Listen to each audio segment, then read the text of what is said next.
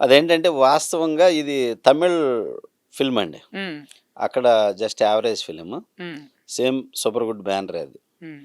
But ఏంటంటే చౌదరి గారు తమిళే పెద్దగా ఆడలేదుగా సముద్ర ఎందుకు అనేవాళ్ళు ఆయన. కానీ అది ఛాలెంజింగ్ సార్. అక్కడ ఆడిన అనేవాళ్ళు. సినిమాని ఇక్కడ మీరు అనేవాళ్ళు. బట్ హ్మ్. ఏంటంటే ఆడియన్ పల్స్ తెలుసుకోవటం డైరెక్టర్ వెరీ వెరీ ఇంపార్టెంట్ అండి. అవును సార్. సో నాకేంటంటే ఈ సినిమా ఒక డిఫరెంట్‌గా ఉంది. ఇది డెఫినిట్‌గా ఎక్కిద్ది. బెటర్‌మెంట్ మనం చేయొచ్చు హ్మ్. అన్న ఉద్దేశంతోటి నేను ఈ సినిమా చేద్దామంటే దగ్గర దగ్గర 100 మందిలో 95 మంది హ్మ్. ఇది ఆడదు. అసలు ఈ సినిమా అంతా ఆర్టిఫిషియల్‌గా ఉంటుంది అని చెప్పి మాట్లాడేవాళ్ళు. హ్మ్.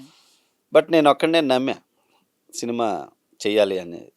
అప్పుడు నన్ను సాంగ్స్ రాసేటప్పుడు సీతారామ శాస్త్రి గారు "అబ్బా! ఏం సినిమా తీసుకొచ్చావయ్యా! ఎటువంటి సిట్యుయేషన్ తెచ్చావయ్యా నేను రాయటానికి" అని ఆయన అప్రిషియేట్ చేశాడు. హ్మ్. "గొప్ప సినిమా ఇది 'సముద్ర' ఇది" అని ఫస్టు సీతారామ శాస్త్రి గారు చెప్పారు. చెప్పాక ఇక అప్పుడు నేను అన్ని యాంగిల్స్ ఆలోచించానండి అది.